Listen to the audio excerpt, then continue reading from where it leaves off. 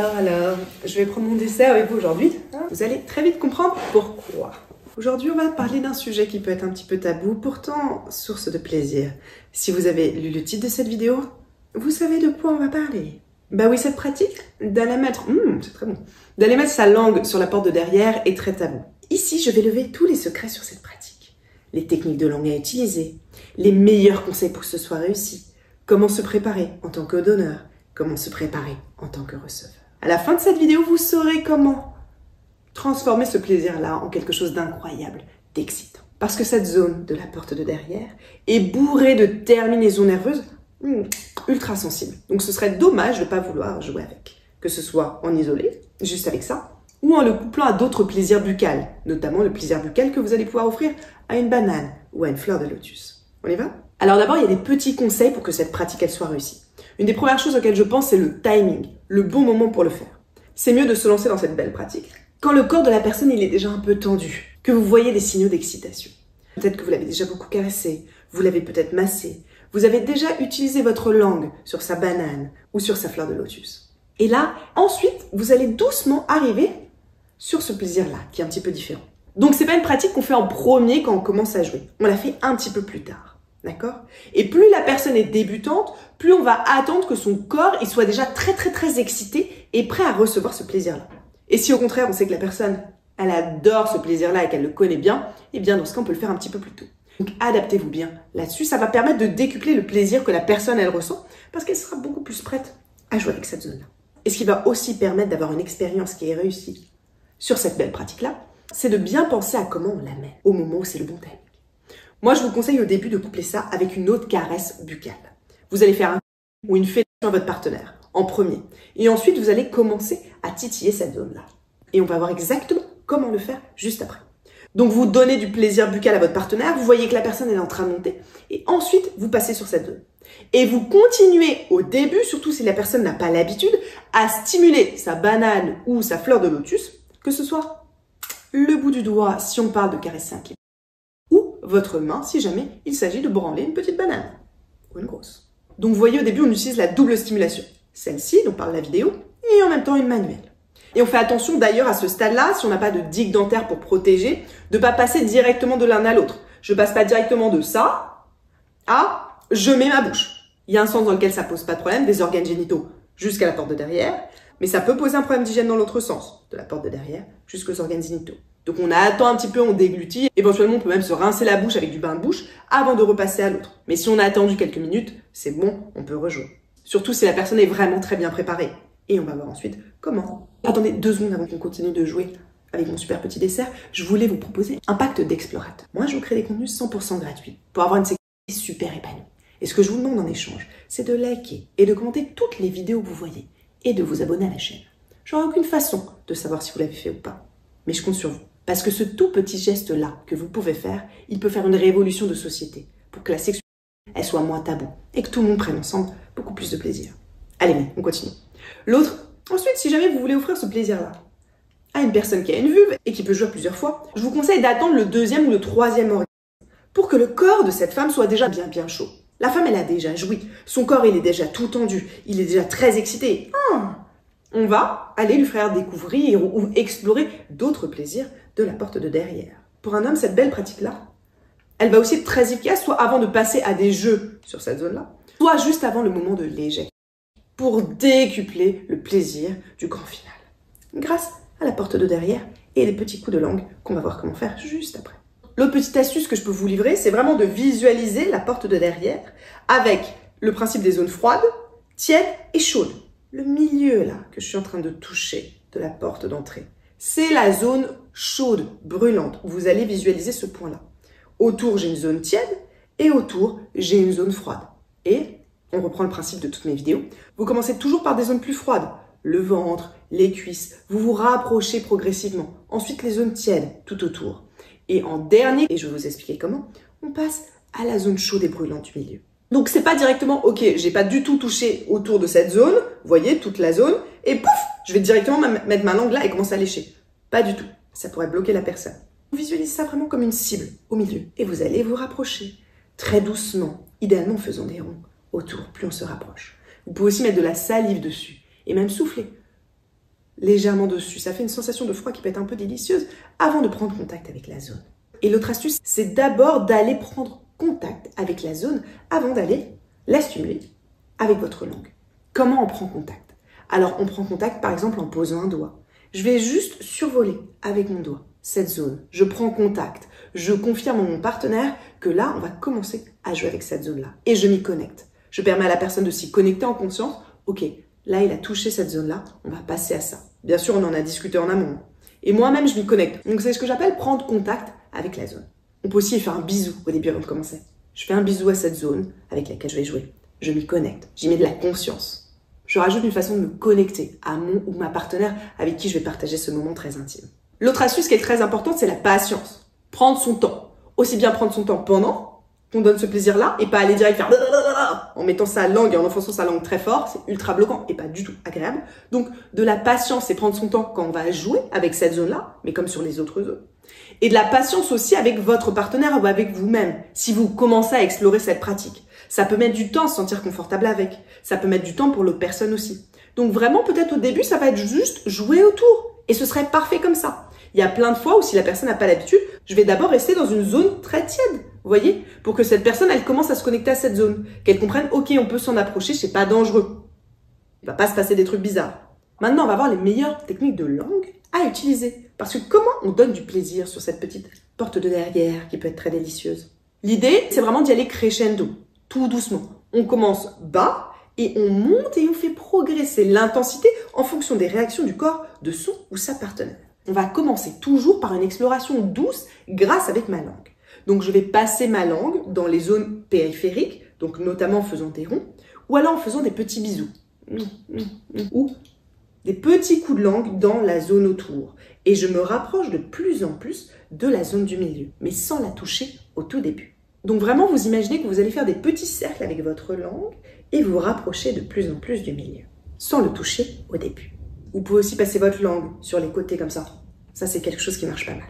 Et ensuite, quand vous avez fait cette exploration douce, vous passez à l'entrée de la porte du derrière. Ça y est, on y est, avec votre langue. Vous allez commencer par des pressions très légères. Donc d'abord à survoler tout doucement, le plus doucement possible. Et vous augmenterez l'intensité de la pression que vous mettez avec votre langue. Vous voyez, ça peut être très léger ou très appuyé. Vous augmentez l'intensité au fur et à mesure en fonction des réactions de votre partenaire et de ce que la personne, elle aime recevoir. Il y a 4 positions possibles pour votre langue. Soit votre langue, elle va être à plat, comme ça, et je vais utiliser vraiment la partie toute plate. Soit ma langue, je peux la mettre en pointe. Et là, bien sûr, je vais mettre beaucoup plus de pression. Et ça va être une sensation qui va être beaucoup plus en pointe et localisée, comparée à une langue plate. Je peux aussi utiliser mes lèvres. Bah oui, souvent on oublie d'utiliser ses lèvres, mais les lèvres, elles ont une texture particulière. Je peux les utiliser. Et pareil, je peux faire des bisous, faire des baisers. Soit des baisers simples, en utilisant mes lèvres, soit des baisers avec ma langue. Et j'aspire en même temps avec ma langue. Donc ma langue et mes lèvres en même temps. Donc c'est 4 positions de langue que vous allez pouvoir alterner pour donner du plaisir à ce petit fruit un petit peu défendu. Ensuite, vous allez pouvoir varier les mouvements. Vous pouvez faire des mouvements qui sont très lents et très longs. Par exemple, qui partent vraiment du bas et qui vont remonter très haut. Donc dans ce cas, je vais souvent mettre ma langue plus plate et faire très lentement. Et je peux alterner aussi vraiment sur des mouvements très localisés, vraiment au niveau de l'entrée, qui peuvent être très très rapides, spécifiques, très pointus. Donc je peux aller très vite, éventuellement aussi si je le veux. Donc alterner la surface, alterner la vitesse, pour varier les sensations de ce que vous offrez à votre partenaire. Au niveau du mouvement, comme on l'a vu, faire des cercles, faire des ronds, c'est quelque chose qui est très adapté. Parce qu'en fait, on reprend la forme de l'anatomie et des terminaisons nerveuses. Donc faire avec sa langue des petits ronds autour ou même vraiment sur la porte là, ça peut aussi être très délicieux. Vous mettez votre langue au milieu et vous faites des tours. Là, vous stimulez directement l'entrée avec votre langue en appuyant et en faisant des ronds. Et ces ronds, vous en doutez, vous allez pouvoir les appuyer plus ou moins. Même éventuellement que votre langue rentre un petit peu. Vous pouvez alterner avec des suctions aussi. Je peux sucer cette zone. Oui, vraiment la zone du milieu. Je peux faire des bisous dessus, mais je peux aussi utiliser de la succion pour changer et varier les sensations que la personne va ressentir. Et si vous voulez vraiment vous diriger vers des sensations plus denses, beaucoup plus intenses, et que votre partenaire est d'accord là-dessus, parce que, encore une fois, ça c'est quelque chose dont on discute et qu'on verbalise, vous pouvez mettre votre langue en interne. C'est-à-dire que vous allez mettre votre langue en pointe, et vous allez faire des petits mouvements de pénétration avec votre langue à l'intérieur. Ça peut être très peu, ça peut juste être le tout petit bout de la langue pour pouvoir stimuler en fait encore un peu plus l'entrée, donc ça peut rester quelque chose qui pénètre pas du tout beaucoup. Mais il y a certaines personnes qui peuvent même essayer de rentrer toute leur langue à l'intérieur. Alors, vous vous en doutez, la préparation de la personne qui reçoit ce type de plaisir n'est pas du tout pareille.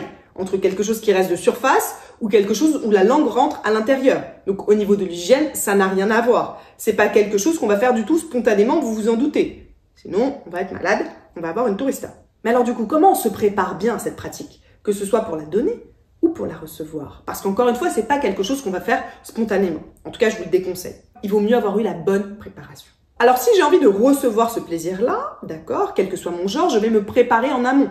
Je vais prendre une bonne douche chaude avec de l'eau tiède et du savon. Et je vais aller nettoyer toute ma porte de derrière.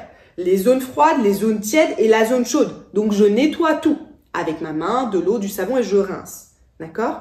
Et si j'ai pas le temps de prendre une douche en entier, je peux aussi utiliser un gant avec de l'eau tiède et du savon et aller bien nettoyer toute cette zone-là. Je peux même le faire avec ma main si jamais j'ai pas de gants. Mais de l'eau tiède, du savon et bien rincer et bien nettoyer cette zone-là. Vous pouvez aussi utiliser la petite douchette des toilettes. Moi, j'ai ça dans mes toilettes. Pouf, un petit coup de douchette, un petit peu de savon et on nettoie et on rince bien. Si jamais même vous n'avez pas de salle de bain. Dans des toilettes, ça peut se faire aussi. Et au début, il y a certaines personnes qui aiment bien prendre un miroir pour regarder et vérifier. Tiens, ma porte de derrière, je regarde. Ok, elle a l'air vraiment très propre. Ma partenaire va pouvoir jouer avec. Donc, c'est une option aussi pour vous rassurer. Et si vous savez que la pratique, elle va être profonde, comme on a vu, il y a une option d'insertion de la langue, et bien dans ce cas, vous allez aller un peu plus loin. Vous allez aller nettoyer avec ce gant ou avec votre doigt l'entrée plus profondément de la porte de derrière pour être sûr que ce soit bien propre. Vous pouvez même aller voir la vidéo complète que j'ai faite sur l'hygiène du plaisir anal et faire un protocole de préparation complet, comme si vous vous prépariez au plaisir anal dans son intégralité. C'est possible aussi, surtout si vous êtes débutant ou que vous allez avoir des pratiques qui sont très profondes. Si ça reste vraiment un plaisir de surface, on peut faire une préparation de surface. Ça suffit. Donc on s'adapte à ce qu'on va faire.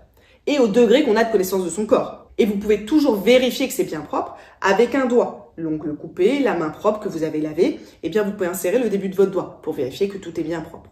Ensuite, si vous êtes la personne qui donne, vous avez très envie d'aller jouer avec la porte de derrière de votre partenaire, quel que soit son genre, qu'est-ce que vous devez vérifier? Alors, il y a quelque chose qui est assez simple, c'est de se dire, on va le faire, j'aime bien cette option, quand la personne sort de la douche. La personne a donc dû, a priori, très bien se nettoyer. C'est un très bon moment pour filer et aller proposer un petit jeu de ce genre. En tout cas, vous allez aussi vérifier des signaux. L'odeur. S'il y a une odeur dans cette zone, mauvais signe. Visuellement, vous avez votre tête là, au niveau de la porte de derrière. Donc, vous allez pouvoir voir la couleur et ce qui s'y passe. Regardez bien, ouvrez vos yeux. Est-ce que ça a l'air très propre ou ça n'a pas l'air très propre? S'il y a un doute, il n'y a pas de doute. Ça n'a pas l'air très propre, ok, c'est pas grave du tout, je jouerai plus tard. Ou je propose l'option de jouer dans cette zone à mon partenaire pour que cette personne puisse se laver. J'aimerais beaucoup te donner du plaisir avec ma langue sur ta porte de derrière, mais je suis pas sûre que tu aies eu le temps de te préparer à ça. Tu peux aller te rincer si tu veux. Et pareil, même si visuellement, sur la personne qui va recevoir, vous avez l'impression que tout est propre, mais que quand vous commencez à mettre votre langue, il y a un goût, on s'arrête tout de suite.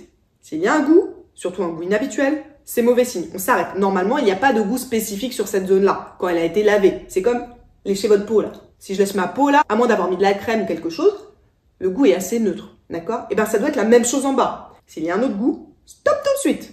L'autre personne doit se repréparer pour cette pratique-là. Vous avez une option que je veux proposer ici parce que je trouve qu'elle n'est pas assez utilisée et que c'est dommage, c'est d'utiliser une digue dentaire. La digue dentaire, à la base, on l'utilise quand on veut se protéger dans les pratiques de caresse buccale, type cuni. Mais la digue dentaire, elle peut servir aussi à ça. On peut mettre une digue dentaire, c'est comme un gros préservatif qui a été découpé, qui se met au niveau de la zone de la porte de derrière. Et là, aucun risque. Je peux faire mon jeu, je peux lécher autant que je veux cette partie de plastique, et je vous assure, on a quand même beaucoup de sensations, en toute sécurité. Ma langue ne sera jamais en contact direct avec cette zone. Donc ça me permet, si jamais j'ai un doute, de pouvoir quand même jouer et d'être rassurée. Et je vais quand même offrir un plaisir qui est très intense à la personne, parce que je vous assure qu'on sent quand même très bien malgré une digue dentaire. Pour avoir déjà reçu des caresses buccales avec une digue dentaire, on sent quand même très bien les choses, donc rassurez-vous si jamais vous avez envie de proposer cette option.